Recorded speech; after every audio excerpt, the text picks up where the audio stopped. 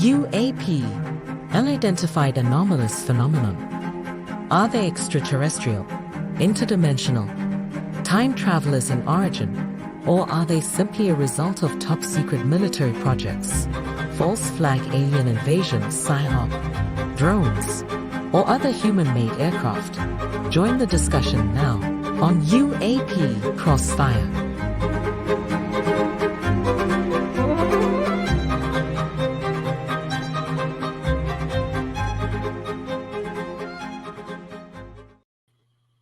Well, good evening, greatest audience on the planet. Welcome to UAP Crossfire on KGR Radio DB. Chris DiPerno and Don Ecker, my eminent and most qualified co-hosts for this show.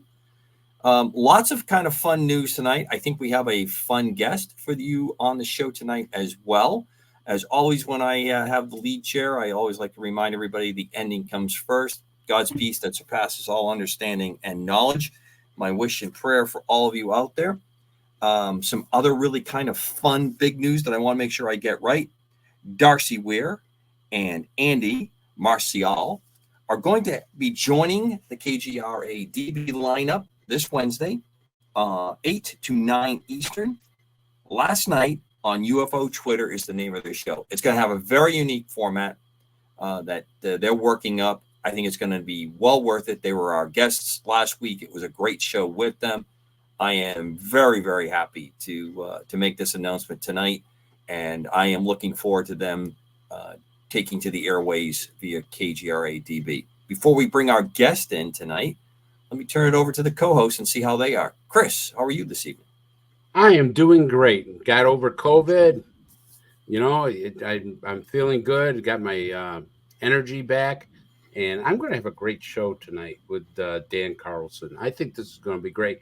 You know, he's got so many things. He's so diversified. I don't even know where to start. Good. Well, don't. Since I haven't announced who the guest is, let's try to keep that a surprise for a couple seconds. Don, let me turn it over to you. I know that you want to wish the United States Air Force happy 77th birthday. That was yesterday, because I know how much you love that service. And you talk about it a lot on the show. Also, I meant to add in the opening, today is International Talk Like a Pirate Day. Very, there you go. Matey. Just get that out there for all us. Do you get that? How are you tonight, Don? We love Zoomies. Always have loved Zoomies. They go up, they fly around a little bit, go back to a nice clean bed, hot chow. They've got a great life, Deuce. So, yeah, this is really great. 77th birthday. They broke away from my army, and hey, you know, we were happy to see them go. They wear pretty blue clothes. You know, it's really wonderful. Well, as a former member of the Air Force, I salute the Air Force, and I spend a lot of time with the Air Force these days. Don's remarks notwithstanding, happy birthday, United States Air Force. With that, I will tell you one thing about the Air Force. They got the best chow halls in the service. They have unbelievable chow halls. There is something to be said about Air Force cuisine. Now, yes, it is. Since we one quick more tie-in before our guest joins us. Don talks a lot, rightfully so, about his service in Vietnam. And I like to think that Don may be the inspiration for this first video clip we're going to show tonight. Chris, if you don't mind running the very special boat. Do I really talk that much about Vietnam? No, but when you do, it really leaves an impression. Oh, okay. Well, here you go, Commander.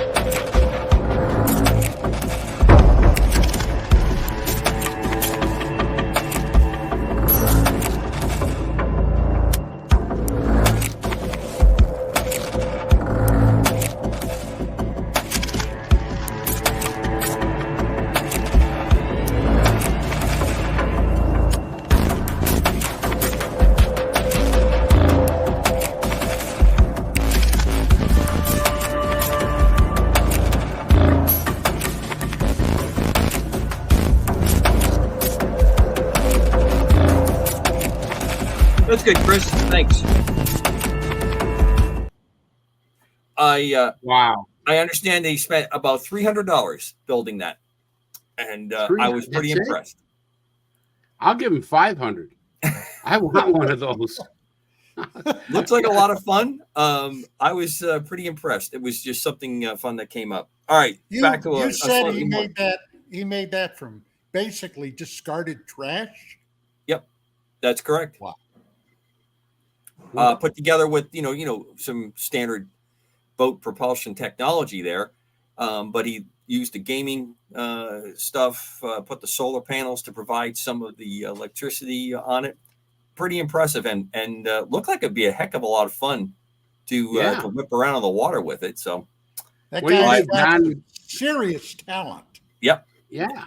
What do you think about putting twin 50s on that? There you go. That would be good. That would be a great thing, wouldn't it? Or twin 50s? I don't know if they'd handle twin 50s, Chris. Maybe 30s. 30s. Okay, 30s. Once again, the Army and the Marine Corps arguing over caliber size. Interesting. Hey, Marine Corps always goes big. Never go big or go home. Well, our guest tonight, Mr. Dan Carlson, whose call sign tonight will be Padre Dan tonight for our show, is a very accomplished man. If you have the opportunity to read a little bit about it, here's Dan joining us. Dan, good evening and welcome to UAP Crossfire. Good evening, gentlemen. It's an honor. But I must say about that watercraft, if it doesn't have a live well and a trolling motor, I'm not interested. Yeah, well, that I'm sure for bass fishing, that would attract the most interesting bass. There's no doubt about that. The envy of other people, if you were bass fishing in that, would be pretty interesting as well. Yes, now, and Dan, the game warden would be there too. Dan's got a pretty unique connection to this show. He contacted me earlier this year. He had actually reached out to Martin Willis earlier, and then Martin connected him up with Mac Maloney. Mac Maloney is how Dan tracked me down, and then when I joined this show. So he's kind of a super fan of the show. We started to have some really good conversations. He told me about some of the books that he had. Chris, if you can bring up the two books, Species Unknown,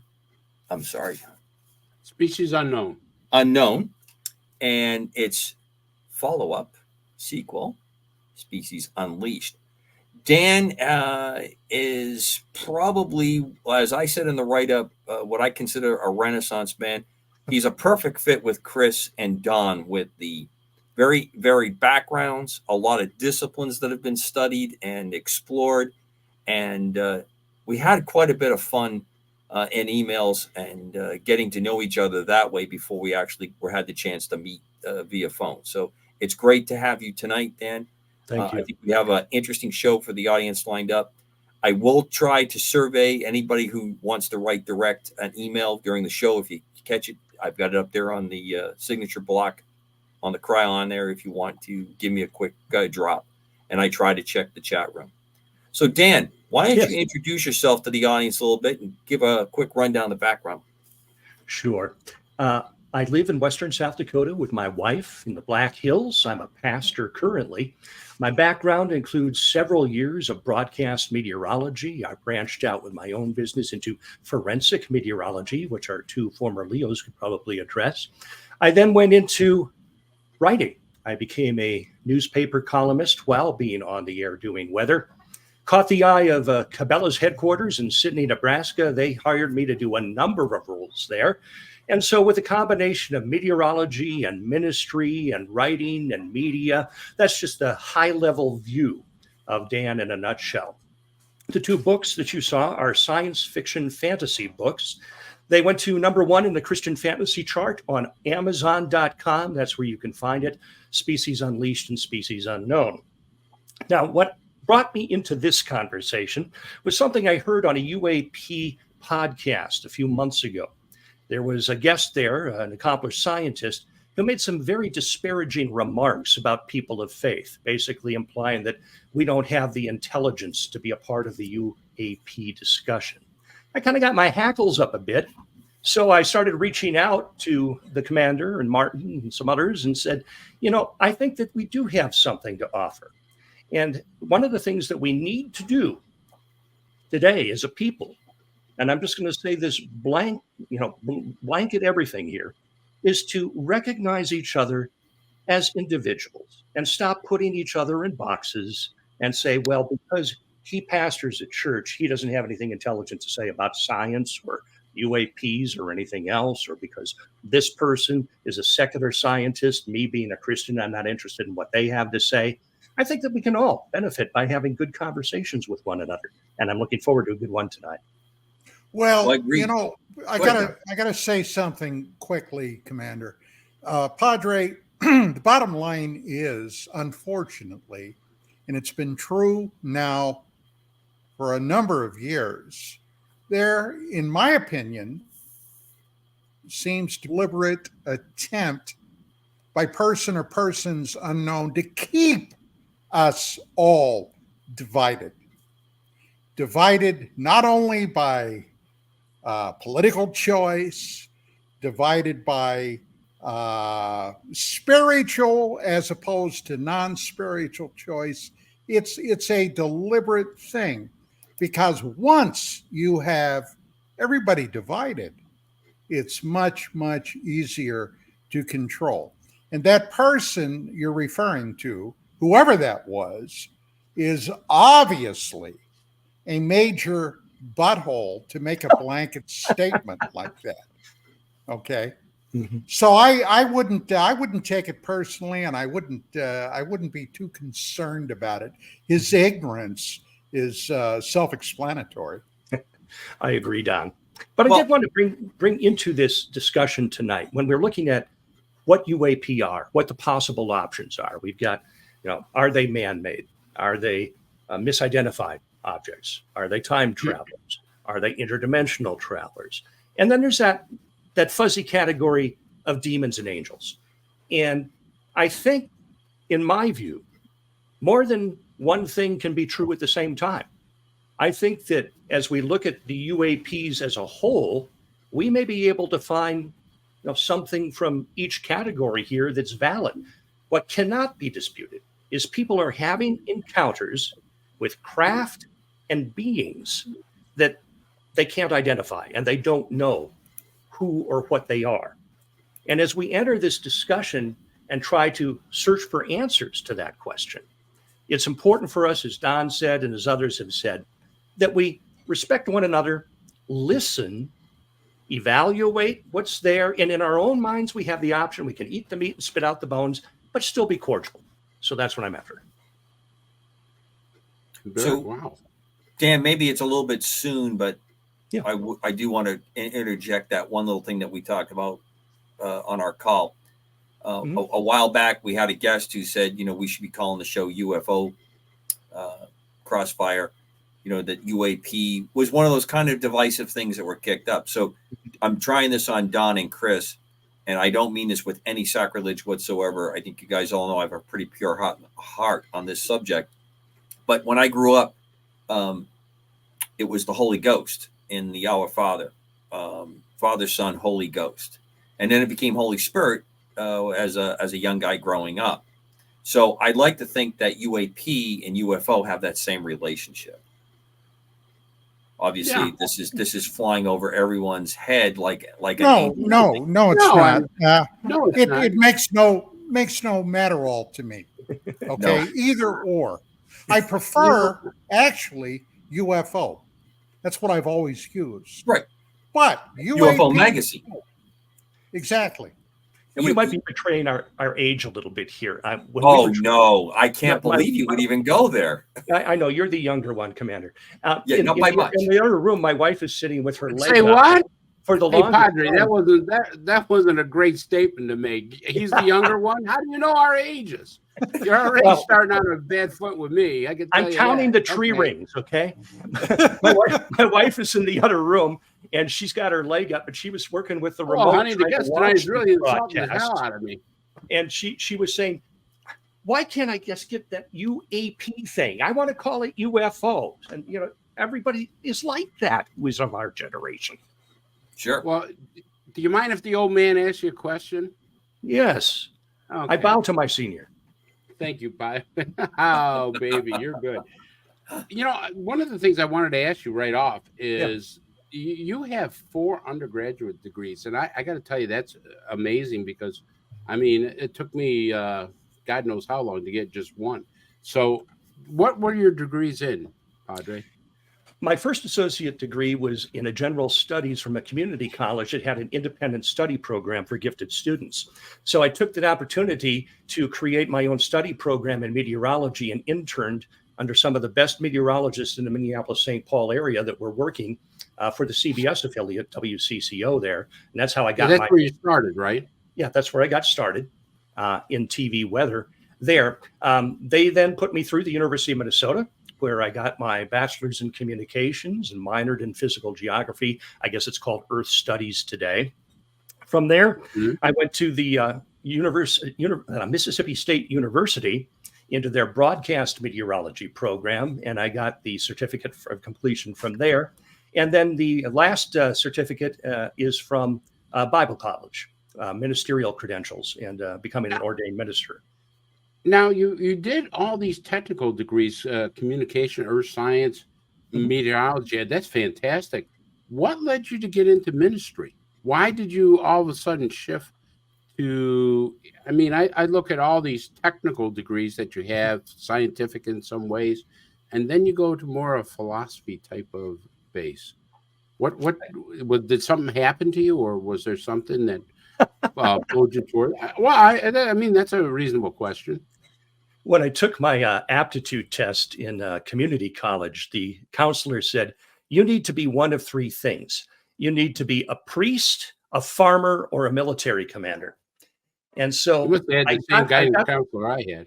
He told me I said the farmer. The only thing I become is a garbage collector. That's pretty much what he said. You know, I'm one of those guys who's just never figured out which half of the brain, right or left, I was. I just have an insatiable curiosity about things. And I was raised in a Christian home. I'm the son of a World War II veteran, sergeant in the South Pacific Theater, Bronze Star winner, Army, Don. And he raised me right. He and my mom did. I went to church twice on Sunday and every Wednesday night growing up. And like most people my age in the teens, you have a period of time when you test the barriers, you wander away a little bit.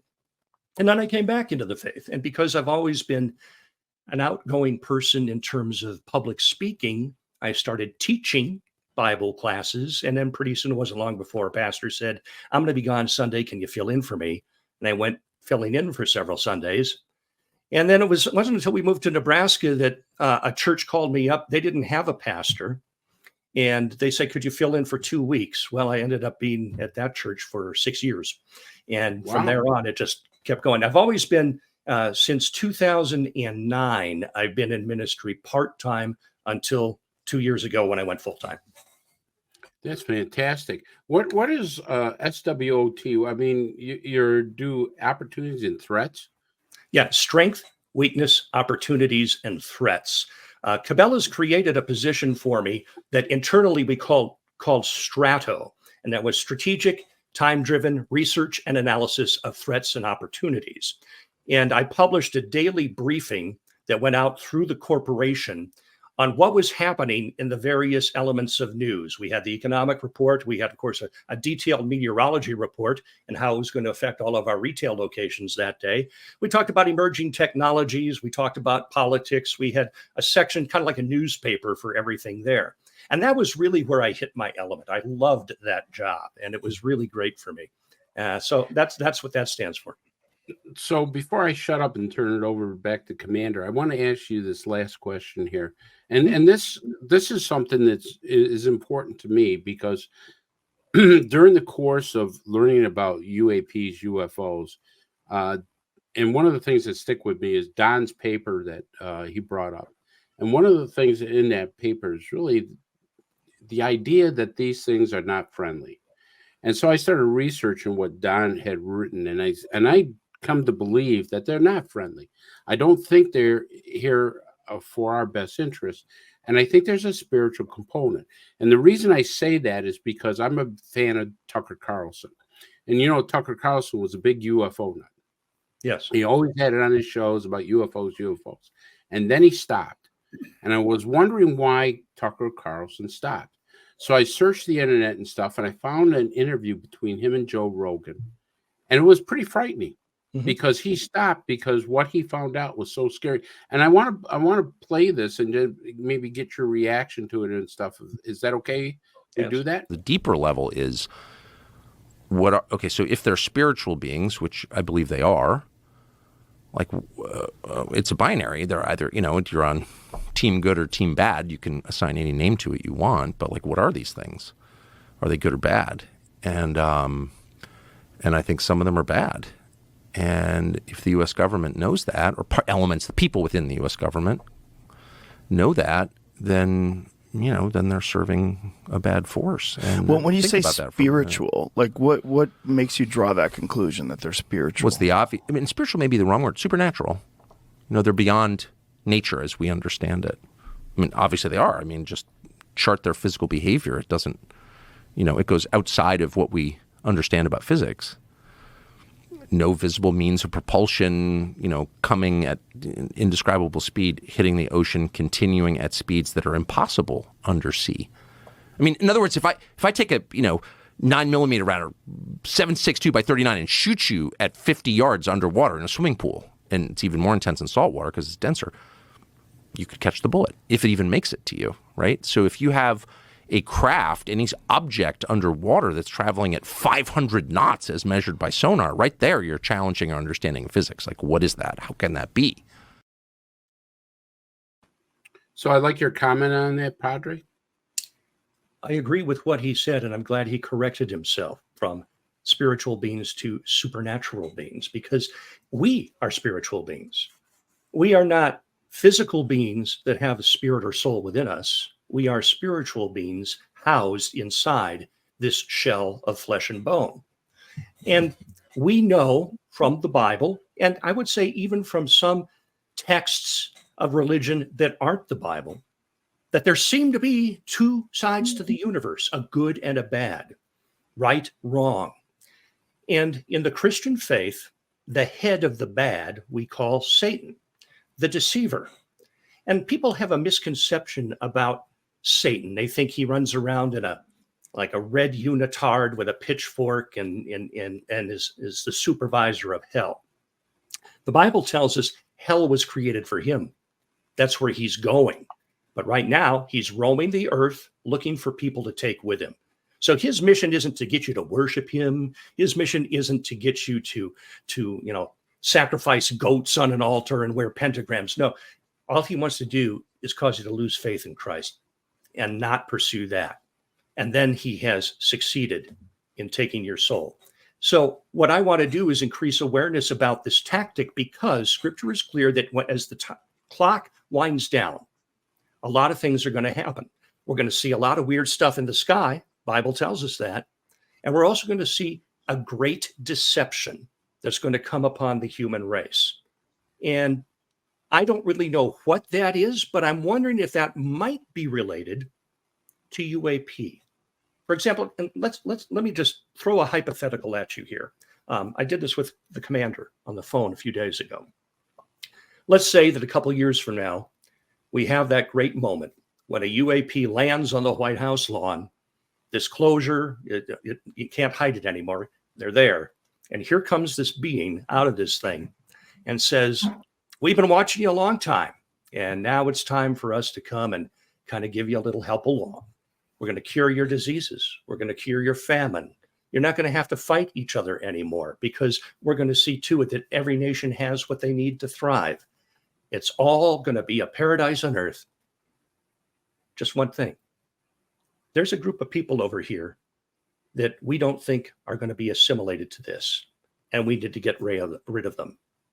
So let's say maybe it's Christians, Jews, Muslims, gays, people with dark hair, whatever it is the aliens don't want, that group of people has to go.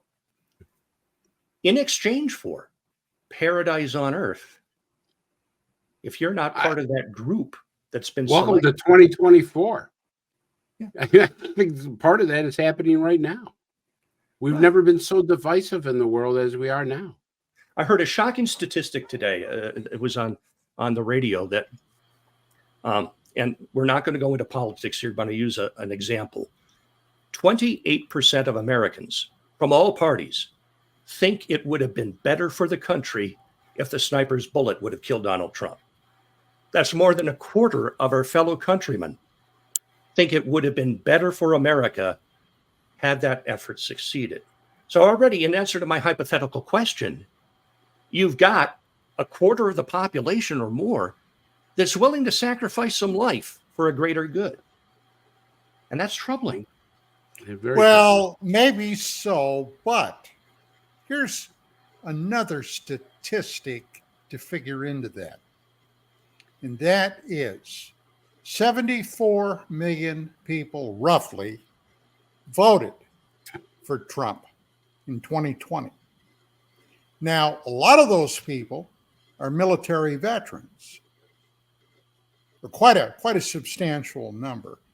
And there are a lot of people that would see that as the opening shots fired at Fort Sumter.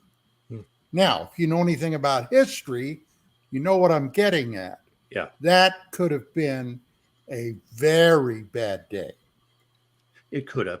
But I have a list of questions here that I want to ask you guys, if you'd be so kind as to allow me. Go ahead, please. I'm fairly new. Oh, yes.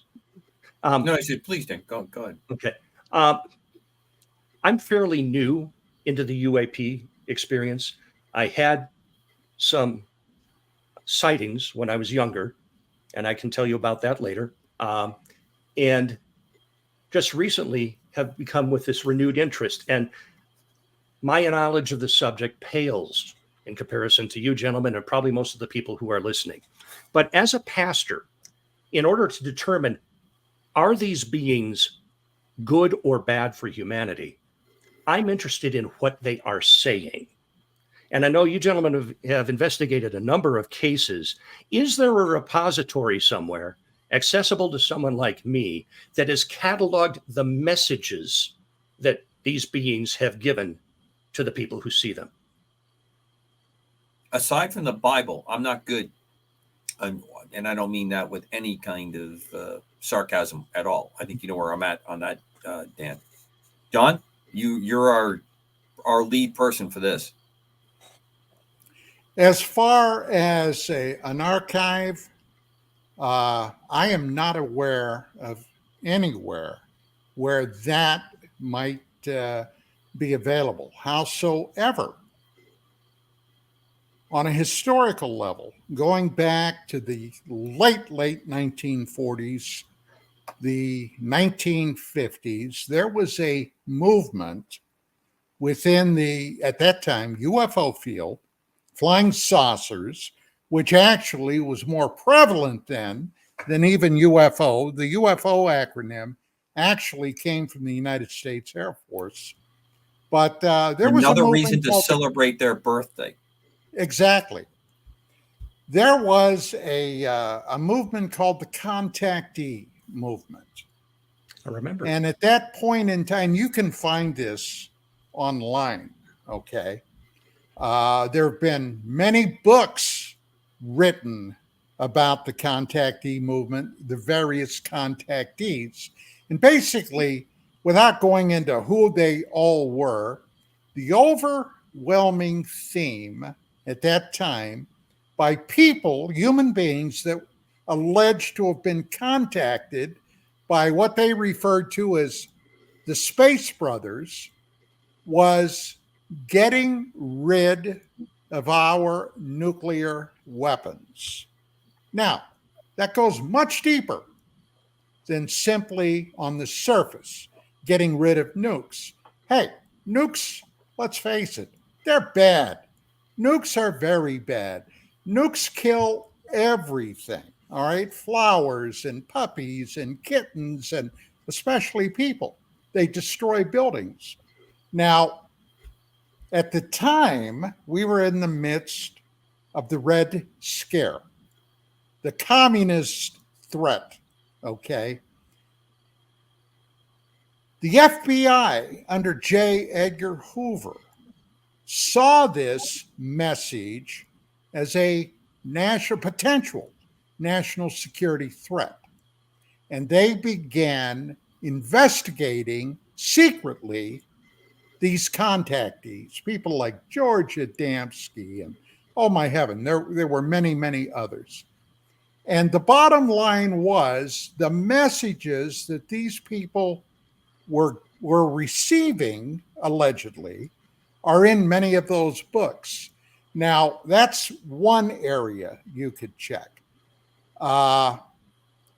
In the 60s, all right, at that time, back in the 50s, looking at it in hindsight, it was not very sophisticated. In the 60s, it began to get a veneer of sophistication. One of the people that helped that process along was a man by the name of Donald Keyhoe. Keyhoe had been a naval graduate from Annapolis back in 1922. He became a United States Marine. He became an aviator. He led the first air squadron from the United States into the island of Guam. Later, he was involved in an air crash, which necessitated his retiring. This was in the late 20s, early 30s, from the Marine Corps. He became an aviation writer. And it was in the mid to late 1940s when he discovered this phenomenon of UFOs, flying saucers. And he began some in-depth research. Later, he became the director of NICAP, the National Investigative Committee on Aerial Phenomena.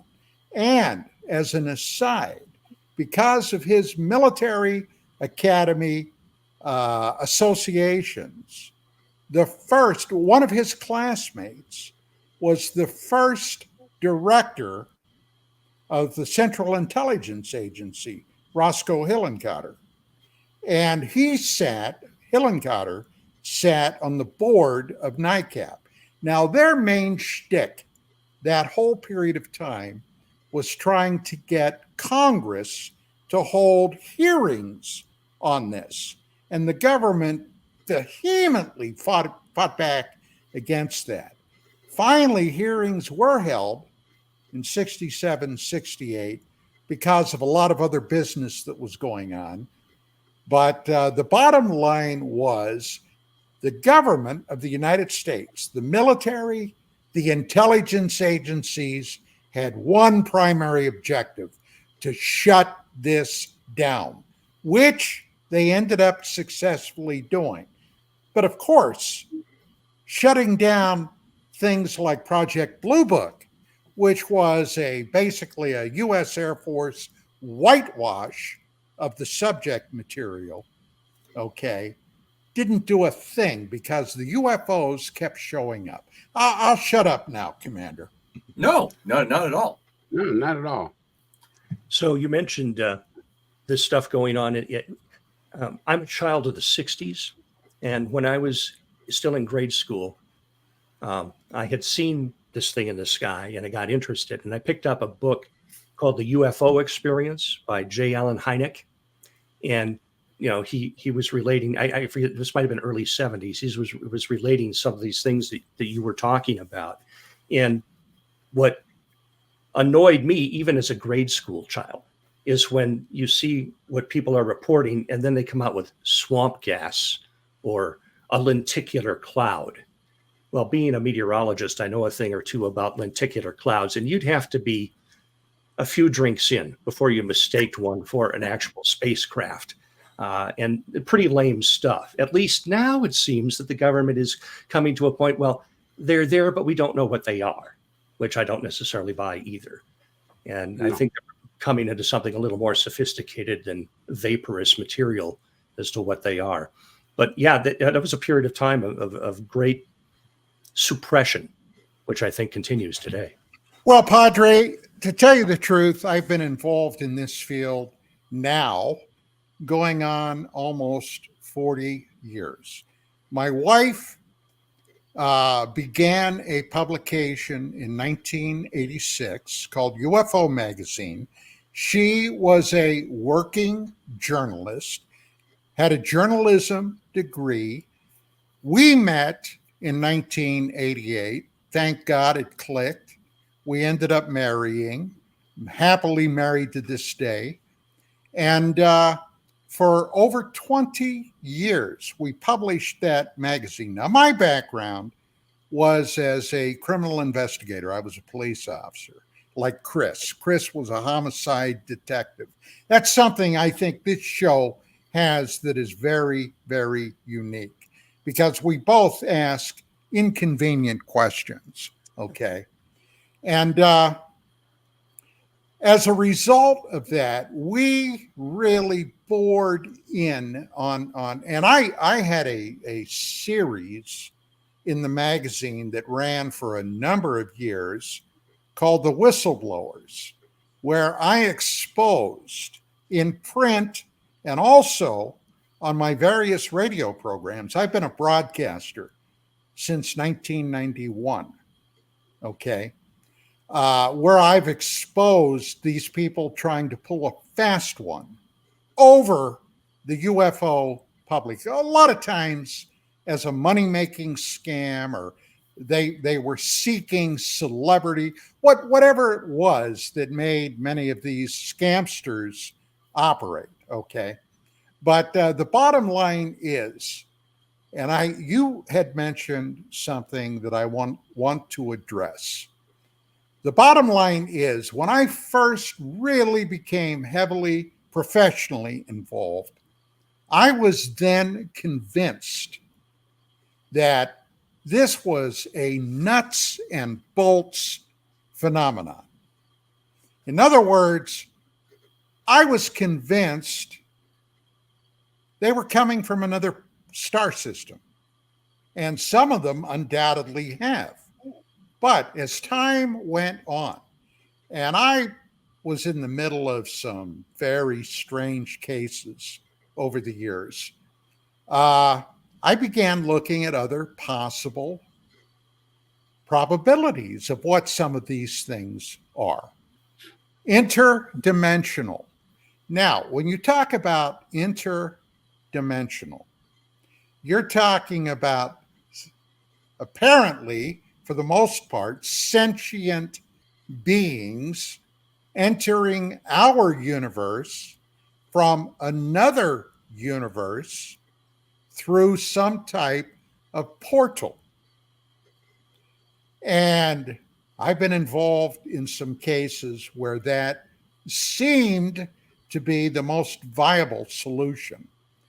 But there's also another possibility that you and I also briefly addressed earlier concerning the Great Flood, okay? Roughly 12,600 years ago, something beyond momentous happened to this planet. And when it happened, not only did the oceans rise many hundreds of feet, but vast millions of fauna and giant fauna seemingly disappeared in the blink of an eye. And when I talk about massive loss of life of giant fauna, I'm talking about things like saber-toothed cats, things like short-faced cave bears, things like giant ground sloths, okay? Animals that were bigger than a Volkswagen Beetle or a Buick sedan, okay? Suddenly, giant woolly mammoths gone in an eye blink. Now, whatever that was, and I am convinced it was because of an astronomical event, a comet or parts and pieces of a comet hit not only Northern Europe, but North America, which caused the ice sheets, sometimes 2 miles in depth, to melt in a matter of weeks or maybe a couple of months, that screwed up the conveyor belt, that Gulf Stream that runs up to Europe and back, that keeps the planet relatively temperate, that basically got all fouled up. We had another mini ice age. And when that happened, how many millions of human beings were either killed or displaced? Now, if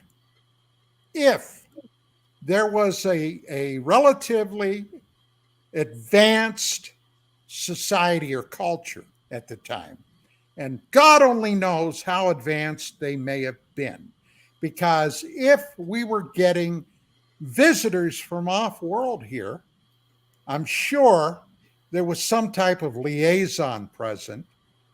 What if some of those humans, advanced humans, left the planet because they could see what was happening, and later, when things calmed down, came back? And I have a reason for saying this, believe me, they went underground. There's a heck of a lot of proof that somebody did some very extensive underground work, not only here, but around the planet. Okay? So, what if some of those beings are actually human beings, the descendants of the ones that left and came back? And why are they hiding? Well, good God, if you turn on the news tonight and you take a look at the news, that might be one big reason they're hiding. But at any rate, that's my personal take on what you were talking about. Would you entertain an alternate theory? Absolutely. Okay. In the beginning, God created the heavens and the earth. And we have these first chapters of Genesis that tell us a little bit about what life was like then. We know that there was lush vegetation, the Garden of Eden. We know that it did not rain on earth until the time of Noah's flood. The Bible says that everything was watered from underneath. These waters beneath, these subterranean sources of water, came up and tended to the roots of the plants on the surface. There was something in the sky called the firmament. There's speculation as to what this may be, so I'll put out a theory. A layer of ice crystals surrounding the outer atmosphere of Earth. This layer of ice crystals would have had a number of effects on life on Earth. One effect would have been this screening out of ultraviolet light. All those things, diseases and so forth, cancers that are caused by ultraviolet light would not have existed then. You've got this greenhouse effect around the planet. Now here's where it intersects with your theory, Don. Man sins, God decides he's going to start over. What if he sent a comet? Now, up until this time, the Earth has not been tilted on its axis. It's been oriented vertically, meaning the weather is the same at the North Pole and the South Pole. Suddenly, this big ball of ice comes crashing through the firmament. And let's say it hits Siberia instead of North America, as you posit. What's going to happen? Immediately, all of this ice is dislodged. And as it falls, it melts and creates torrential rain. The Bible says that the surface fractured and the water came up from beneath. So this comet hits the earth, and like cracking the surface of an egg, all these faults develop and all that subterranean water comes up, the heavenly water comes down. Now, the atmosphere is suddenly super cooled at the point of comet impact because they're made of ice. This is how you get mammoths with frozen meals still in their stomachs, and we can still find them today. Perfectly preserved specimens of mammals that were flash frozen. This impact, what if it suddenly rocked the earth on its axis? If you've ever taken like a snow globe and you suddenly rock it back and forth, you see the tremendous waves that are created. You would have mega tsunamis that wash over any island or coastal community anywhere on the planet. And like a ringing bell with vibrations going back and forth, this process would have continued for some time. Bible tells us the rain alone continued for 40 days and 40 nights. So that's one theory. I'm just throwing it out there. And, people can mock me for that or, whatever, but that's a possible solution that ties into scripture that covers a lot of what you said, Don. Well, we know that roughly 13,000 years ago, half of North America was covered in ice sheets. Same with Europe. Okay. Now, something caused that ice to dissipate, to melt, to go away.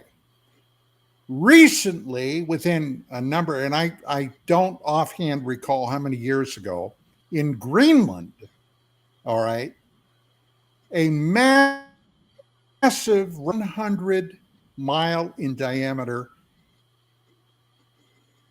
meteor site or asteroid site that was hit was discovered. Right now, it is under massive amounts of ice. So we know giant astronomical objects have impacted the planet many, many, many times in the past. Good Lord. All you got to do is, if you have a telescope, go outside, look at the moon, and you'll see all those massive craters on the moon. Well, Earth is not much different, but the reason we can see what happened to the moon, they have no climate up there. They have no air. They have nothing to basically cover up the impacts. On this planet, we do. But we are finding where objects hit the planet all the time, especially with our spaceborne satellites today that we can examine the planet from the altitude of our satellites, spy satellites. So yeah, it's not a mystery to me. And you talk about Siberia. Siberia is a very interesting spot. Remote, very, very few people have ever made it to Siberia, except the Russians, of course. But in the 1930s, National Geographic, my grandfather's brother had been a subscriber to Nat Geo since the late 1890s. And when he passed on in the early 1960s, his widow sold to my father all of those National Geographics going back years, okay? And when I was a kid, oh my Lord, that was something I loved to do. I would jump into those, start going through reading articles and what have you. And I'll never forget one from around 1937, I believe it was, somewhere in that time period, where the article was talking about some Siberian hunters that found some flash frozen mammoths. All right. And as you said correctly, they even found buttercups in the animal's mouth. Well, these animals were so well preserved that the article stated those Siberian hunters actually butchered the animal and ate the meat. Okay. So, yes, something happened, but they also discovered giant boneyards of these animals. And the only thing that could have explained what had happened were giant 1,000 miles per hour wind that literally picked up herds of these animals and smashed them apart. So whatever it was, Padre, that happened, it was momentous. Indeed. I want to circle back and touch on some things as you brought up. When you were speaking earlier, Don, it was like you were backing up a dump truck of information and dumping it over me. And I just want to pick a couple of goodies here. You mentioned portals. I'm into portals. If you read my books, there are plenty of portals in the books. Interdimensional. Okay, this is one of the I think one of the leading things that people are saying these beings might be as we look at a multiverse scenario. Well, there's concern among some. What would the news of interdimensional beings do to people of faith and religion? My response is verify what we've been saying for centuries, that there are other dimensions. There is a spiritual dimension through which angels and demons apparently can migrate into Earth. There are dimensions that separate us from the afterlife. There is a hell, there is a heaven, and we're going to one of the two places, depending upon our relationship with Christ. So as we look at portals as a possibility, I'm all for that. And what we have too is we have some people who are looking to the UAP occupants, and their hope is that these beings here in our time of crisis on Earth will come from the sky, that they will insert themselves into human history, that they will provide a way by which the human race can save itself so that the future can be enjoyed by all with peace, no more sorrow, no more pain, no more crying. Well, we know that story. It's the story of Christ coming from the heavens to earth, giving himself on a cross for the sins of mankind, rising from the dead, and then the invitation to join him in eternity. So there are religious overtones here and spiritual overtones that link together when we talk about the UAP situation and matters of faith. The word angel in both Hebrew and Greek translates literally as messenger. So when we see like the angel Gabriel appeared to Mary to the annunciation that she was going to have the Christ child, it would be a messenger from the heavens. So throughout Scripture, we have interaction in the Bible from heavenly messengers inserting themselves into the affairs of humanity. And I would say to people who find this interesting, who may not have read the Bible, pick one up and read it and see about these interactions.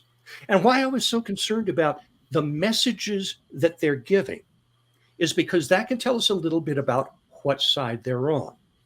Now, I'm not former military, and I thank you guys for serving our country as you did, but I try to play strategy sometimes. And to my mind says, if a obviously technically advanced race comes and tells me to give up my most powerful weapon, is it because they're afraid of what we could possibly do to them if they were to come and invade?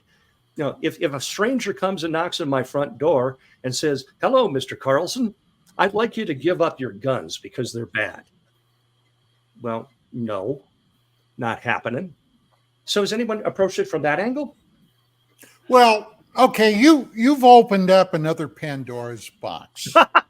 Surprise! Well, Don, I'm gonna put you on hold here for a second, Don, because we got all 5 minutes to the end, and I want to give Chris a chance to jump in. Chris, Sure.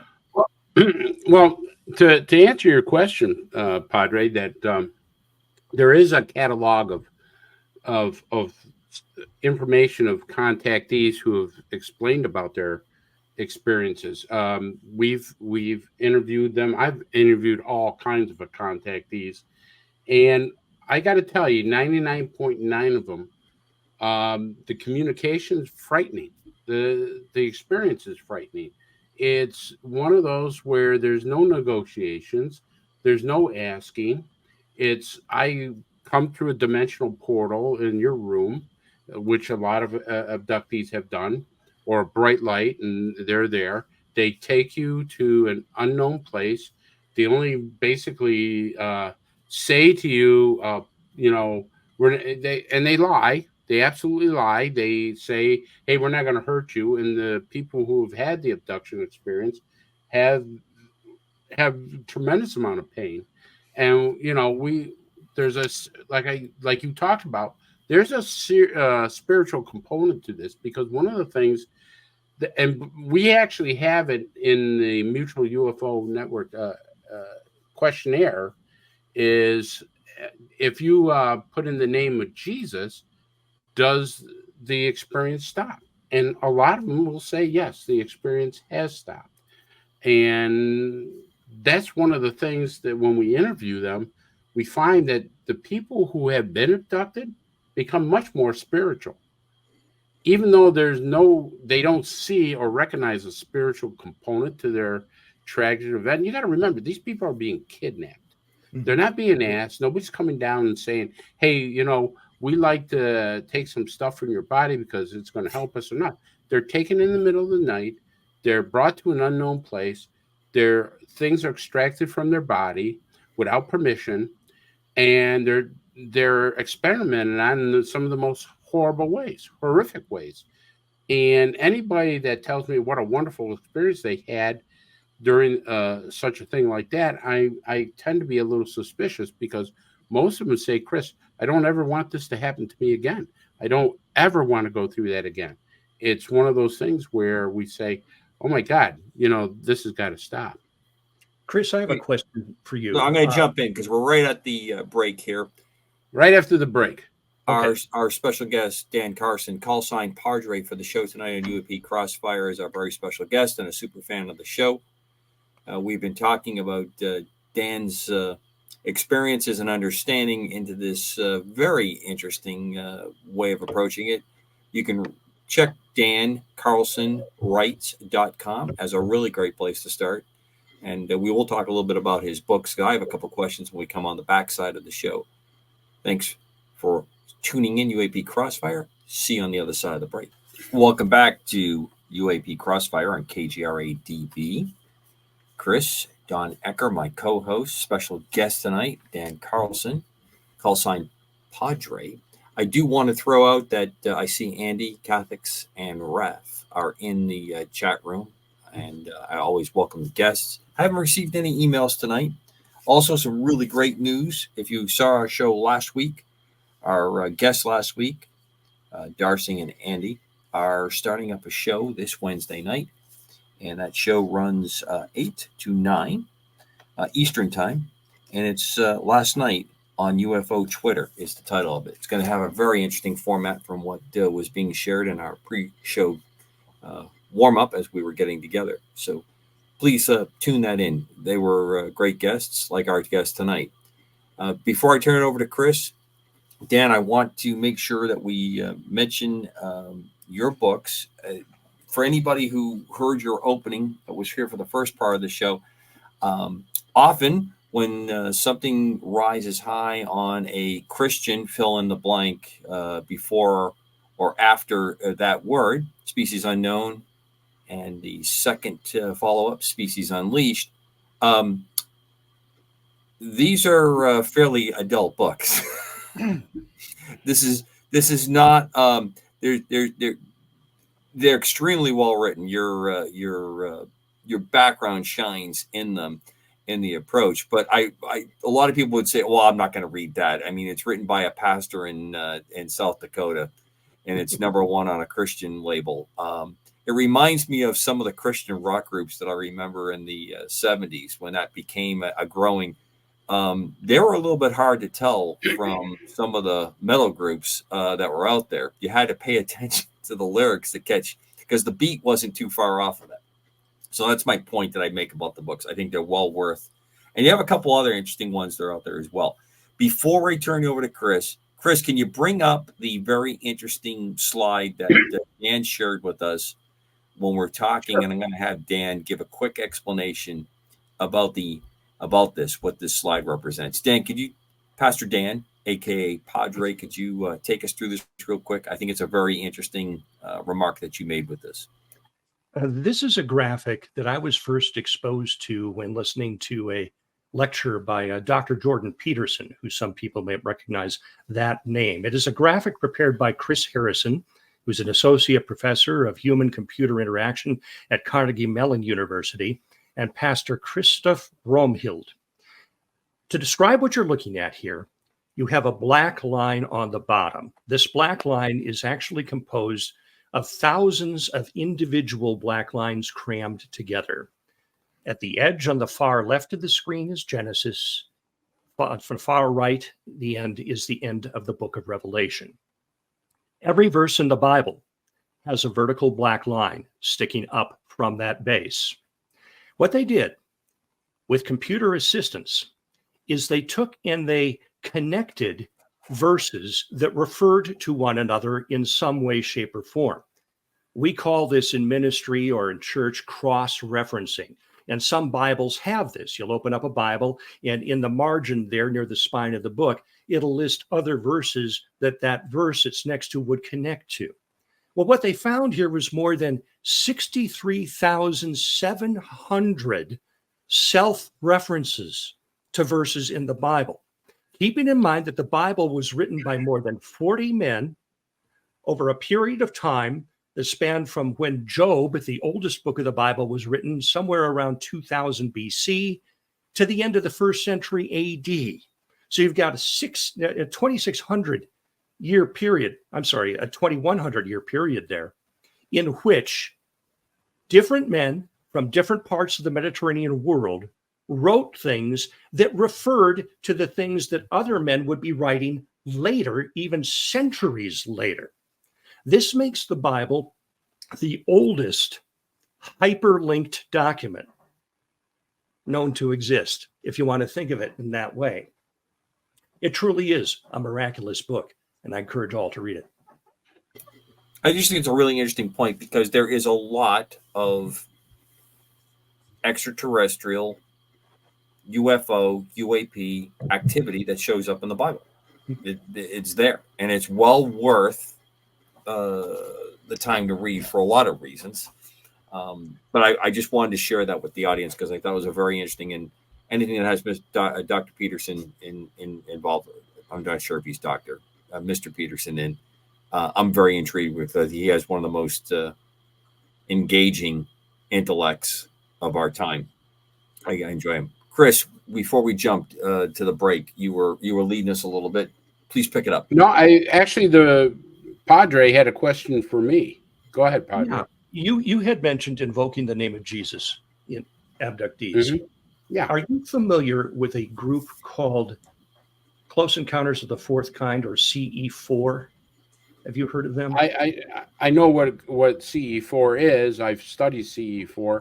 I have never had the contact with that group, but I can tell you that I work with experiencer resource team. I'm on the experiencer resource team for the Mutual UFO Network, and we work together, and we work with hundreds of abductees. I mean, there's just so many, and these stories are all frightening. And it's not just evoking the name of Jesus. I mean, that actually Kathleen Martin, who probably started the whole thing, was one of the things she told abductees. It says, if you are, evoke the name of Jesus, because it has actually worked at times. Not all the time, but it has worked at times that the abduction experiences stops. This group on their website, which I was reading earlier today, has a file, they claim, of 350 abductee instances that were halted when they invoked the name of Christ, and the beings went away. And if we look at... Go ahead. No, go ahead. I was just going to say... If we consider that Mr. George, I'm sorry, Mr. George... Don't make me separate you two. I'm going to start controlling... Come on, man. We're just getting into this. Look, the thing that I believe, and I'll just put it in a nutshell, and I'll show a video of it too, Padre, is that I think, because of what Don actually put me on this road, I think there's something so sinister, so nefarious, that we're not going to see disclosure. And I think it's partly spiritual in this effect, because remember, Lou Elizondo and other people in the military have been told, we know what this is. We know it's demonic. They have said this. I have spoken to engineers and other people who have researched this and have talked to abductees, and they're starting to go to the other side, that there's something very nefarious, very demonic in some shape, happening with this. And let me play this video, and then I'll ask everybody what they think about it and stuff.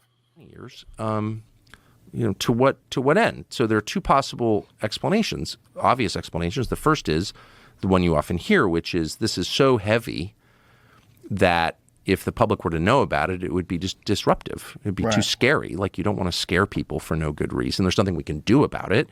And you also don't want to suggest that, the U.S. military isn't capable of protecting the country, the homeland. And it does suggest that. If you can't control these objects in your airspace, and that's known, if they can't, that's known, okay, then that suggests a limit to the power of the U.S. military, and you don't want to tell people that because then they won't believe that they're safe. I get it. But then there's a deeper level, which is okay, what's your relationship with these things? What is the U.S. government's relationship with these things?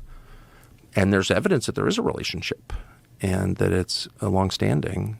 And that raises a lot of questions about intent. And so what is that? And I just personally decided, and people have been hurt by these things. That's a fact. That's a fact. It's a knowable fact. It's a provable fact. And killed. And I'm not saying millions of people have been killed by whatever these things are, but people have been killed, and it's known because it's working its way through the courts out of the VA. So I don't know, an object that is by definition supernatural, it's above the laws of nature as we understand them, and that has resulted in the deaths of people. But we don't spend enough time thinking about what that adds up to. Not good, actually, not good. So, based on what I've learned, I think there's something very nefarious, possibly demonic, possibly a spiritual type of war going on.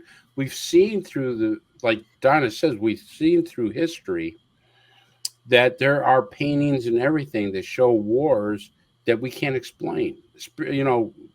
Fights in the sky with things that are going on.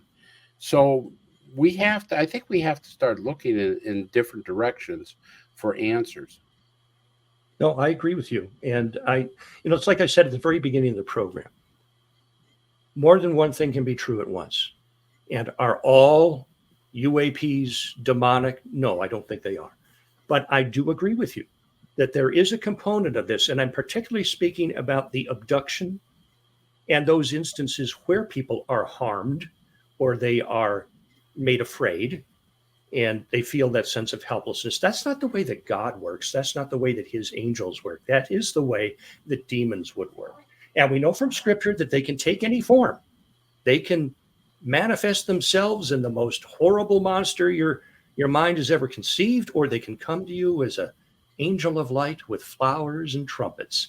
The thing that they do is that they deceive, and their goal is the destruction of humanity, to take as many humans with them as possible. So I think you're spot on there, Chris. Thank you.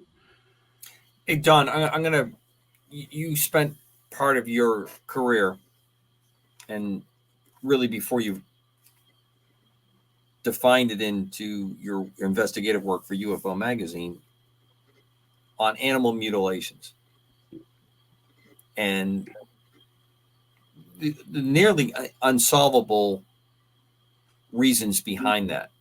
And the reason I bring that up, because obviously, to me, there seems to be something very evil in that situation. And to answer your question, Chris, I think the other important part that Tucker Carlson brought up is that I think it's a very logical conclusion. And I think a lot of events around us are playing out to make this seem a lot more possible, probable, active, is that some kind of an agreement, some kind of an accommodation has been made that some people do have the understanding. And it's the reckoning of that coming out is just too great a price to pay for power, for stability, whatever it is. So I think that second part fits in there very well. And that's always been my theory. I just want to throw this out here. I see the world changing because I talk to Don all the time. I keep saying Don's name, and Don's not even replying to me. You're making me feel bad, Don. Well, I didn't want to interrupt you while you're Okay. talking, pal. Well, I'm just saying we talk about Don and I talk probably once a week about the world events that are going on, and you could see the emergence of, and I don't want to turn this into a spiritual show, but you see the emergence of evil. I mean, you talk about Epstein Island. You're talking about Sean, what's Sean Combs? P. Diddy, whatever the hell his name is. You see these terrible things happening with people who we look to as a figurehead, and we're looking at these people and we're saying, "Oh my God, look at the terrible things that they're doing." And these are people that even young kids hold in high esteem, and then we find out that they're really very evil people. Human trafficking, drugs, hurting people, and stuff of that nature. And then now we get spiritual wars between Hamas and the Palestine and Israel, and I mean, this is stuff that are start coming throughout the world, and people are just going after each other. Well, I am going to interrupt you for 1 second, Chris. There you go, buddy. And I got to give props to the Israeli Defense Force for thinking outside the box. They're so far outside the box. They're back in the woods when the box was still on trees before they took it down and turned it into paper and made it into a box that exploded on command. I was talking to my wife about that earlier today, and I said, good God, talk about the world of dirty tricks. You don't poke the bear and then act surprised when the bear gets real pissed off and cuffs you, okay? But talking about what Chris was talking about roughly 12, 15 years ago, one morning, okay, I have a routine that I do almost every day. Thanks, sweetheart. I make a pot of coffee. I get it ready the night before. I've got a timer on my pot. It brews it. And when I come out, it's ready to go. And I sat down like I often do to enjoy my cup and turned on the radio. And whatever was on the news that morning, it was something totally outrageous. And my wife came out then, and she got a cup, sat down, and I said, sweetie, you're never going to believe what I just heard. And then whatever outrageous thing it was, I told her. And then suddenly I stopped. And I may have said this to you guys before, but I said, Vicky, it's almost as if we drifted into an alternate dimension because we didn't have this kind of business going on. I was born in the 50s. I grew up in the 60s. I graduated high school in 68. I came from an area on the East Coast, Pennsylvania, where in the fall, it was like Christmas and Easter and New Year's all rolled up because hunting season began. And at that time, all my friends and I, we hunted small game and what have you. Everybody had access to a firearm. You never heard about school shootings or this crazy business that's so prevalent today. And I said, my God, I said, wait a minute. The CERN, what the hell do you call it? The Super Collider. Super Collider. What are they doing with that thing? Well, this is a huge device.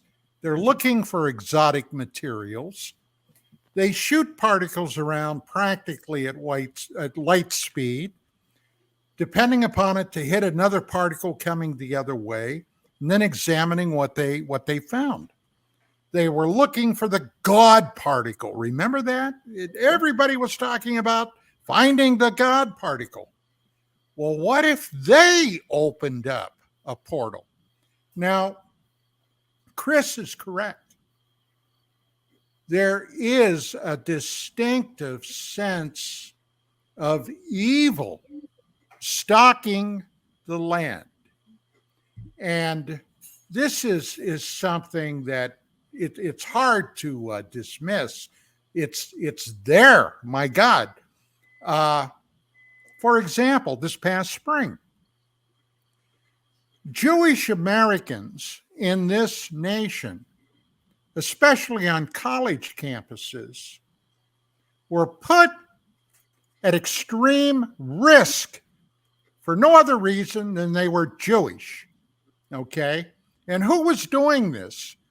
Supporters of a terrorist murdering and raping group called Hamas on our land. They were marching with these flags after they had invaded some Jewish enclaves and massacred and slaughtered innocent women, children, men, beheading babies, for God's sake.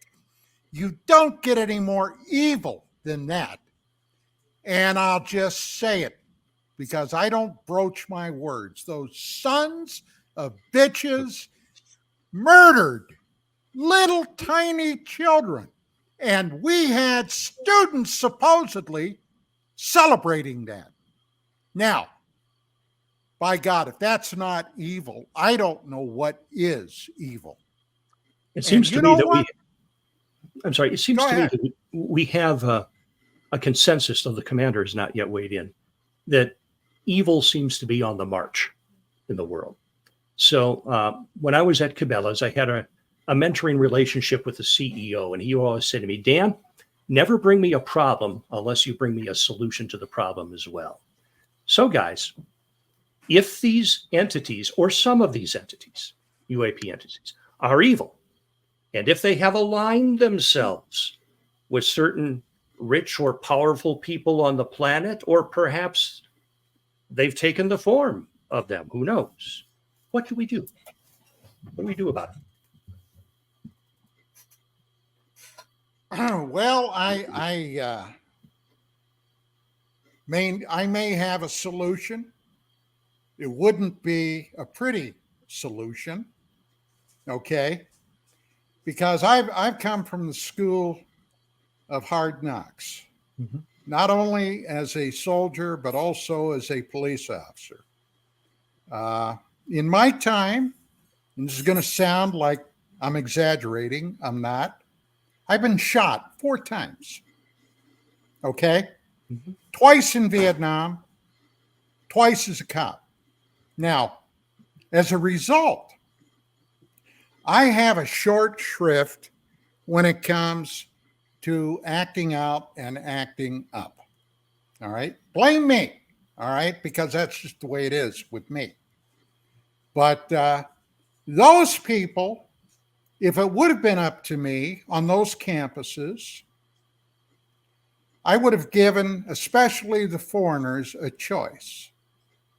Knock it off right now, or I'm going to take your little patootie down to the nearest airline.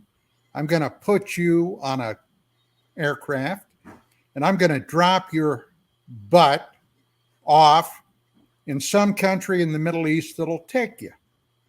And if they don't want to take you, I'll be happy to stick a parachute on you and throw your ass off. Okay? That's one way. As far as the American students, every one of those kids was violating college rules, regulations, policy, if not the law. I got to tell you, I get very upset when I see somebody desecrating or destroying an American flag, a flag that I bled for. All right? That's my flag. I love that flag. I love the idea of what this nation is. And if that makes me a toxic male, well, by God, so be it. That's what I am. And I would have given those kids a choice too. You either settle it down right now, get your ass back to class, or we're going to throw you off campus. You're gone. You're done. That's the end, period. That's how I would have handled it. But as we all saw in congressional hearings, every one of those college presidents were milquetoast. They couldn't even describe what hate speech was when it dealt with killing Jews. Okay? Now,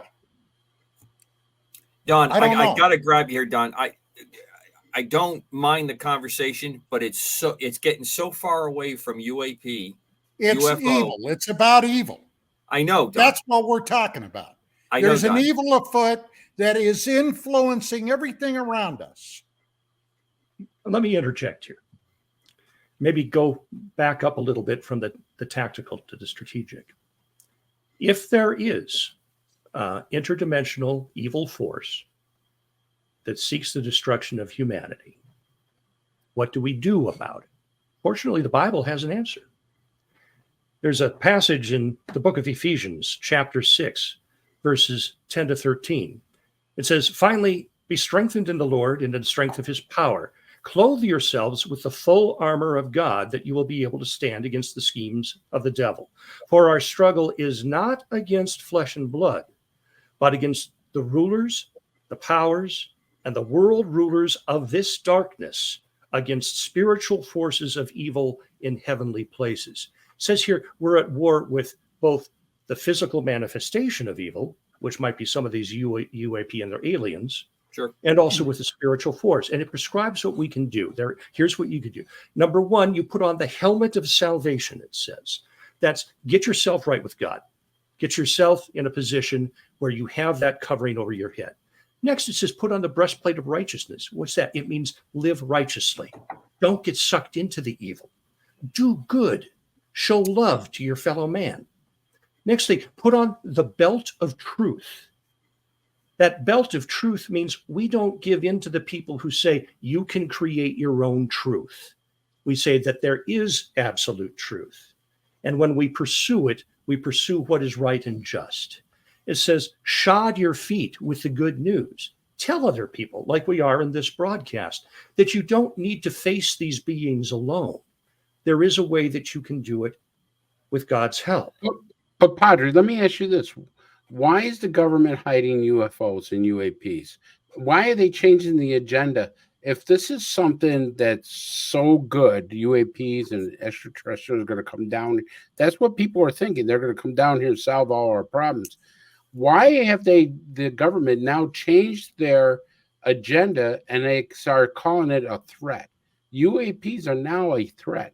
And they are right in congressional hearings are saying these things are a threat. They're asking pilots, are they a threat? The pilots are saying, yes, they are. There's no technology that can, keep up with these things. And now you're seeing something. First, they didn't acknowledge it. Then they acknowledged it. But now they're saying the acknowledgement is a threat. And we have to look at this as a threat. So I'm asking you, one, do you think we're going to get disclosure, and why not? I think we will get a disclosure. The question is it going to be a truthful disclosure? I think that there are people in powerful positions who know what these things are and have aligned themselves with them. And there's an agenda there.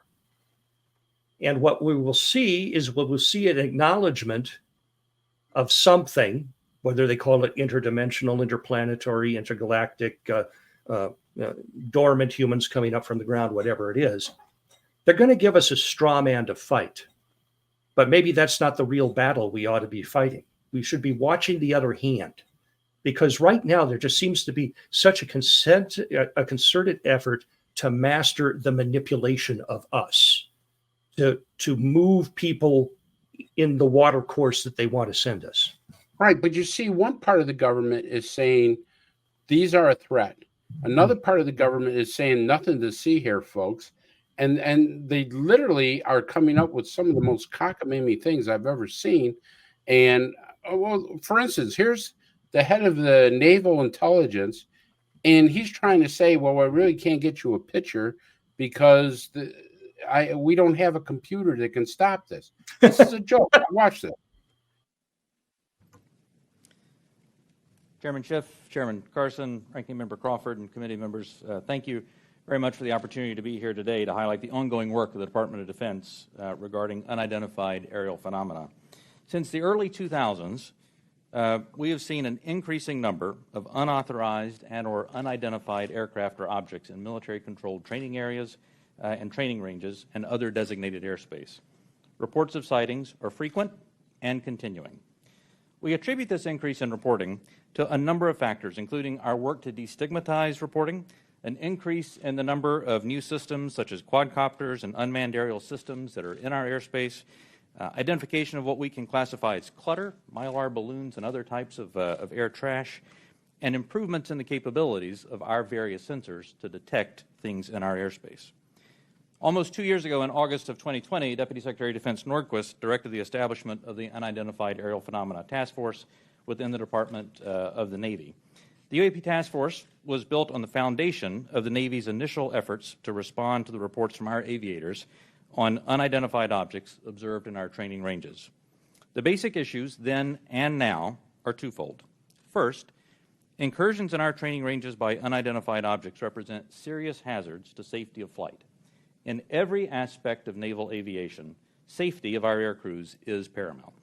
Second, intrusions by unknown aircraft or objects pose potential threats to the security of our operations. Our aviators train as they would fight. So any intrusions that may compromise the security of our operations by revealing our capabilities, our tactics, techniques, or procedures are of great concern to the Navy and the Department of Defense. From the very beginning, we took these reports very seriously. We instituted a data-driven approach to the investigations where we could collect as much data as possible and use all available resources to analyze and make informed decisions on the best ways to address our findings. Our main objective was to transition UAP efforts from an anecdotal or narrative-based approach to a rigorous science and technology engineering-focused study. So, in essence, he's saying there, this is the head of naval intelligence.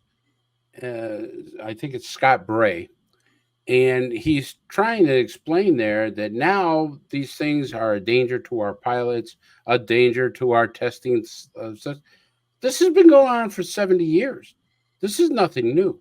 They've been flying around for 70 years. And, for 70 years, they haven't been a threat. I mean, excuse me, Chris, you've handled criminals a large part of your career. Yeah. We've have children in our families. You're not used to a certain story getting changed when caught, cornered, evidence is presented, certain things go on there that you go, hey, I know what I'm going to try. I'm going to try truth, not the complete truth. I'm going to give you a version of the truth. I'm going to put a little truth in there, and then I'm going to put a bunch of word salad around it. Now, taking nothing away from the eminence of the speaker. That was BS. There's a lot of nouns. There's a lot of nouns in there, not a lot of verbs. And then when we get to the verbs, there's very few nouns that connect up with it. And the thing is, you and I, Commander, know that's a bunch of BS. But some people take that as gospel because they believe everything that the government tells them. And we know that's another reason why we may be here, and another reason why I want to throw this out to all of you to chew on. Are we seeing the UAP activity that we are as a result because of our breakdown as a group of entities on this planet? Lack of a moral compass, a pullback from religions and religious type creeds around the planet.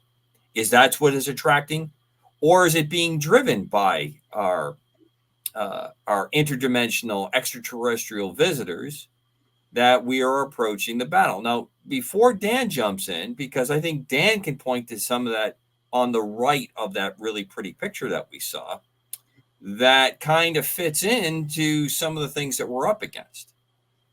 So before the Padre jumps in on that, I put it to both my co-hosts. Are we seeing the activity we're seeing because our behaviors are driving it and making it more hospitable? Or are we reacting to the situation that's going on? Or is it a little bit of both?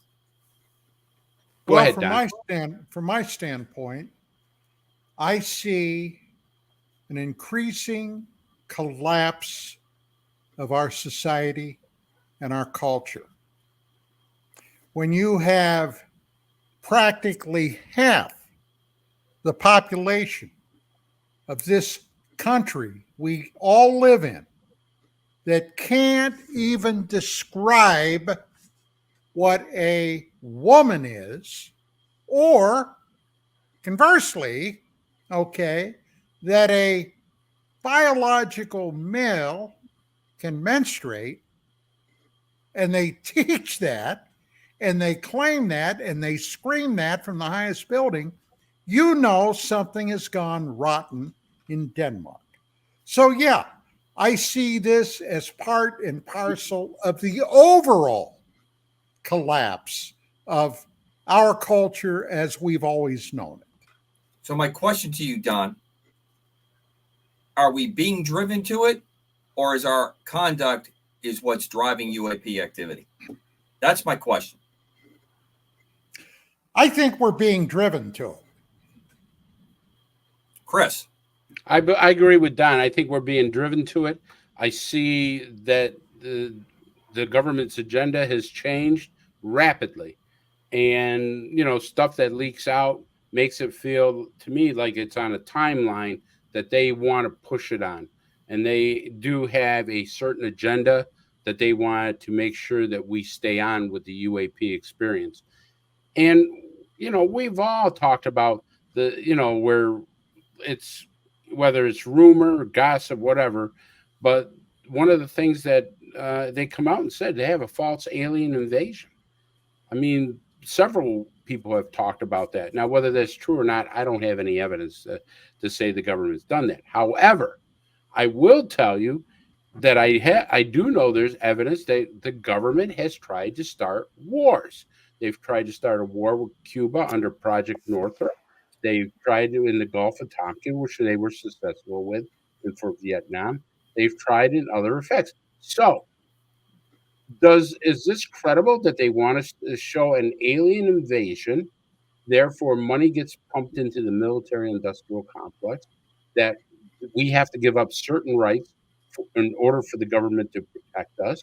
And do we now start running to the hills, or beg certain people to save us from the aliens that are coming to Earth? So I think we're on a timeline that they are fabricating to make us go to that spot. Padre Dan, as you answer this, I'd also like to return back to one of the things you said in the opening of the show. Okay. Is this setting up for the grand moment where the reveal, or whatever is to be revealed, if that happens? And here's the receipt. Here's the price that's due. Going back to your earlier part, pick whatever group, pick whatever thing. That's the price that has to be paid, because we are at a point now, and I think all of us would agree, what we've been driven to and what's been unique, I think, for us as Americans in the sense of the United States, is that for a long time, we looked at liberty and the ability to go do what we wanted to do within the constraints of laws and civilized behavior was our destiny. And now that's changing. We're trying to be morphed into all these things are a threat, and the only way that this threat can be answered is you're going to have to go with us. I think there's a lot of things that have happened in the last 5 years that line up with that immensely. But Dan, what do you think? Do you see where I'm tracking with this? I think so. And I think that, again, turning to my compass, which is scripture, there's a game clock for humanity, if you will. And the Bible, if you read it, states very clearly things that will happen as human history begins to wind down. And among those things is widespread, pervasive evil, abandonment of basic values that have sustained civilization for centuries: family, church, community, institutions that were cherished and no longer are. The thing that's different about what I'm seeing now is that this seems to be going on globally, whereas every country can point to its history and there are ebbs and flows between good and evil over certain countries. What we're seeing now is the world becoming increasingly hostile to itself. I mean, I cannot remember a time since the 60s when I grew up when talk of World War III has been as pervasive as it is right now. So what do people look for in these situations? They look for a way out. They look for somebody who's going to come and make everything better. The Bible tells us there is going to arise an individual, call him the Antichrist, maybe 100 years from now, maybe a year from now. And some event is going to happen that's going to cause the world as a whole to rally around this individual and his government. What is that triggering mechanism?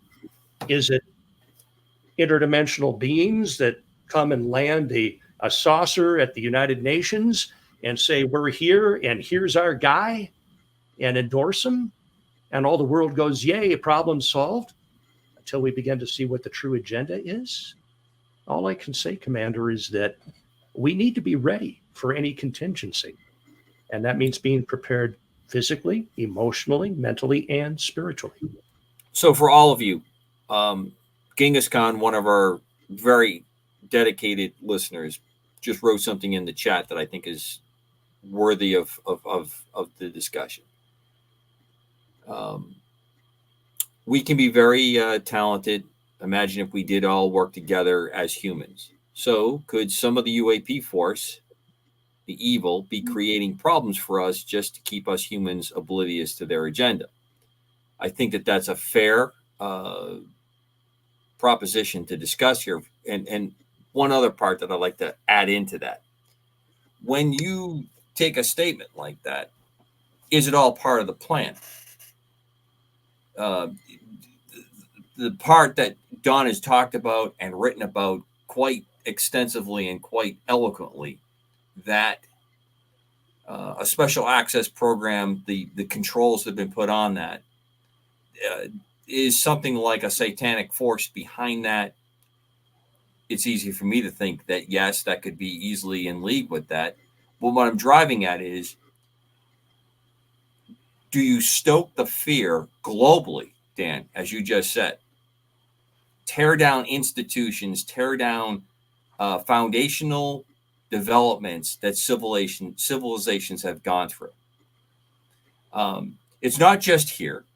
If you look at Asia, especially in China, you see, and I'm speaking of the communist part of it, a country that is in decline because they put a certain policy out that said you could only have one child, as they were trying to get some kind of handle on their inability to properly feed and take care of people in that part of the world. And so now the disposal of second children or children that were not male, because that was the desired outcome, you now have a country that no longer has the ability to produce generations out. But my point is, that was a very family-oriented culture where the generational support. I've had numerous close friends from that part of the world where their grandparents and the aunts and uncles, it mirrored many of the things that I saw from European experience, which is on my background. What you see, the same kind of destructive forces that have gone on in the Middle East. All these places have this. Is that the goal? Is that to drive this to the point so that when this comes out, it happens? I think Genghis Khan deserves a quick run I'll start with you, Don. Well, okay. Talking about this, it reminds me of something that Ingo Swann said to me 15, 20 years ago. Now, if you don't know who that was, he was the man, one of the most truly gifted psychics known to the world at that time. He was the man that designed the protocols that allowed military personnel then in the remote viewing program that was being run by the Central Intelligence Agency and the Defense Intelligence Agency, DIA. And we were talking about, well, I was very deeply involved in lunar research on inexplicable things being seen on the moon. He had had an astounding incident that happened with him in remote viewing the moon, where he stated he encountered intelligence on the rear of the moon, the side that we never see from Earth, the far side. And he said that whatever it was he discovered there was angry and resentful when they detected his presence. They were not happy at all. He actually feared for a number of months that he would be tracked down and murdered. But to make a long story short, he said they know that the human race has a telepathic talent, some much more powerful than others, but regardless, we all, to an extent, have telepathic powers, and they are fearful of that. They do not like that. They don't want that.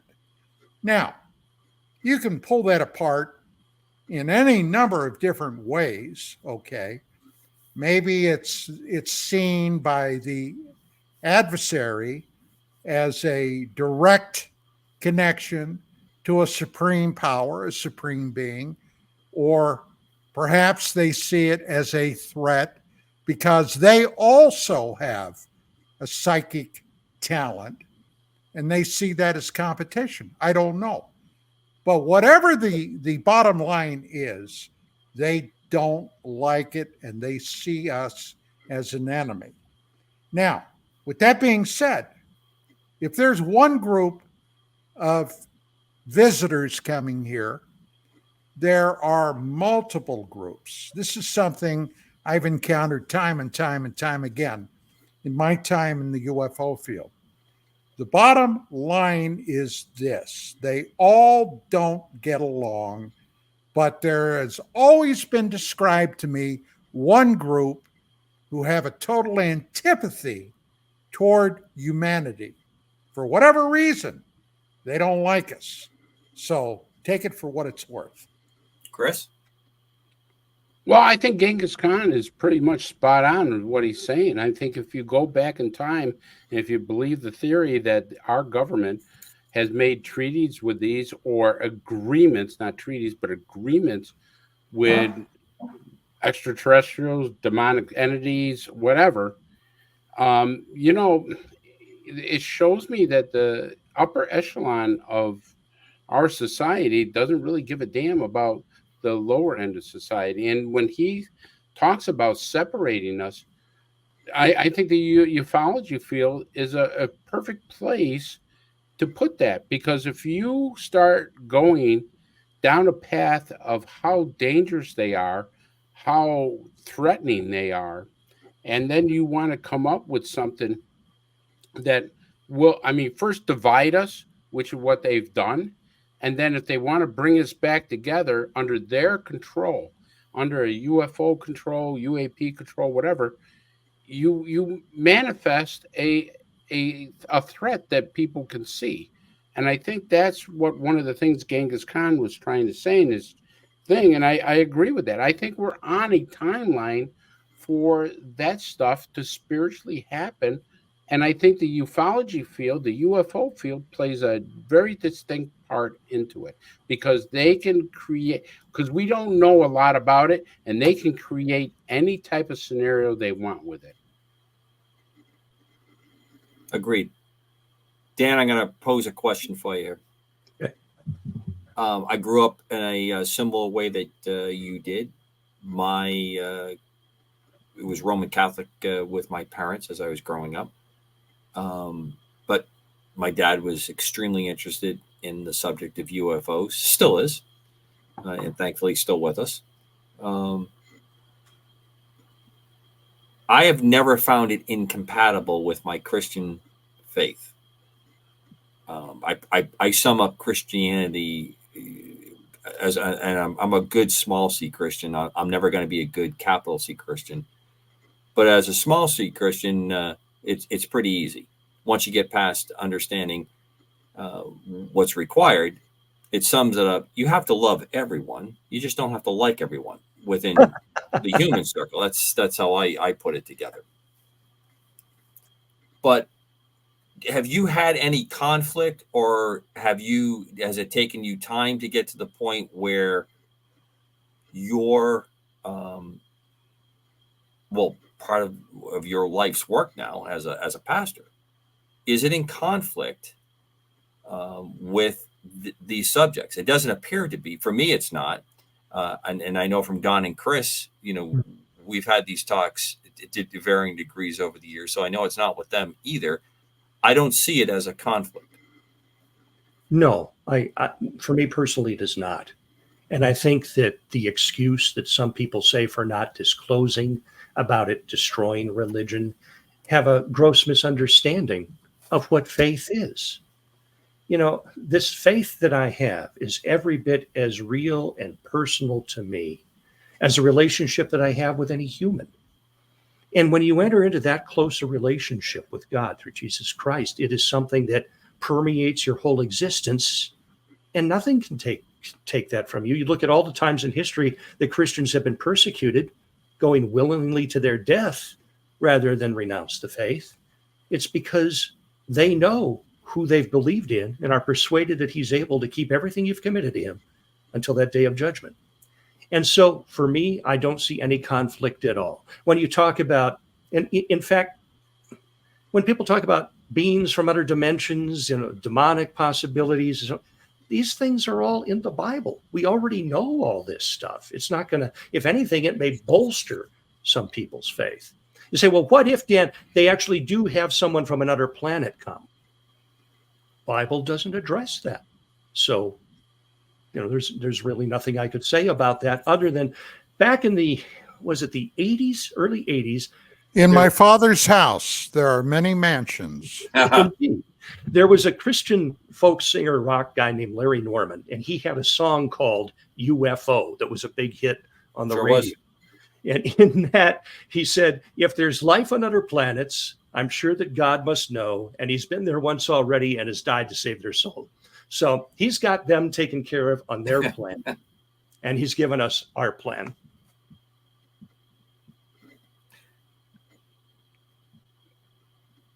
I want to return to your written works, okay, and tie it in with some stuff that's going to be come up in future shows. Mm-hmm. Often with UAP activity, we have cryptids. Yep. Now, your particular manifestation in your books,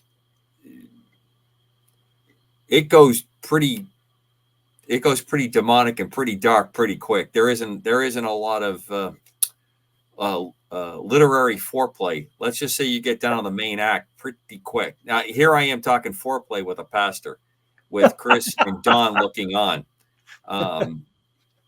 Truly, we have moved to different levels in this show, no doubt. To all you three,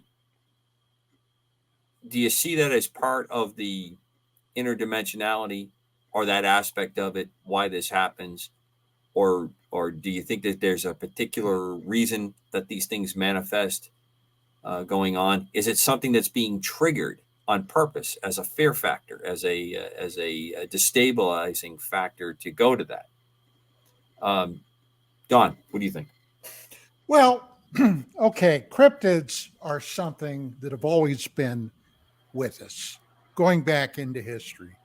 For example, the Loch Ness creature, whatever that is, it's been there for well over 1,000 years. In this country, things like dogmen, things like the skinwalker, things like Bigfoot, okay, the Sasquatch, they've been around forever. The Native Americans have talked about them since they've had encounters with the Europeans that came over here. So I don't see that as any great thing. But there have also been other things. And I'm talking primarily, and I go back, and I knew him, I go back to the mid 70s. I knew author, researcher, writer John Keel.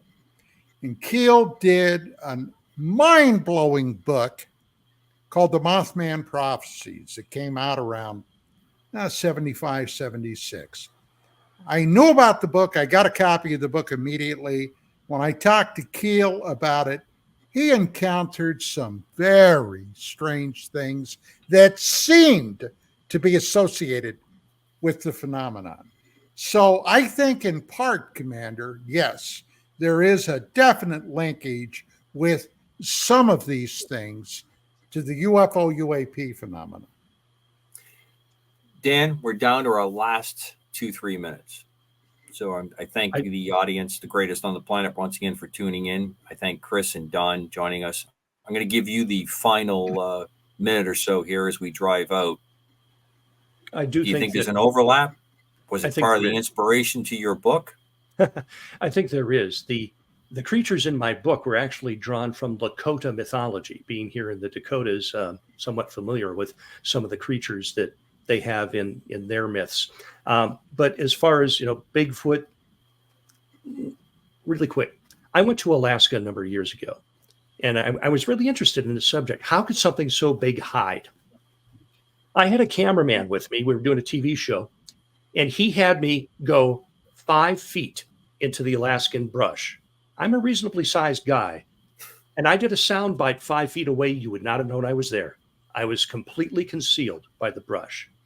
And I have no doubt in my mind that in this great, wonderful planet of ours, there are still many wildlife mysteries ready to be discovered. You know how many new species were discovered last year? 25,000 new species that we never found before. That's pretty awesome when you stop and think about it. It's a great, big, wonderful. As long as we don't have the arrogance that we think that somehow it makes us greater because we made the discoveries, instead of realizing our insignificance and our connection to the rest of it. Absolutely. Gentlemen, thank you for a great show. Dan Carlson, DanCarlsonWrites.com. Please take a look at his website. Please take a look at some of the great stuff that he's written. He and his wife did a very interesting book on the King James Bible, which is one of my favorites. I've shared it with a number of people, and it's been a really special night. Don, Chris, as always, thank you, sirs, and to the greatest audience on the planet. We will look forward to seeing you again next week, real soon. Keep an eye out for Andy's show, and make sure that you take a look at these guys Wednesday. Andy and Darcy, excuse me. Until next week, UAP Crossfire, KGRA DB out here.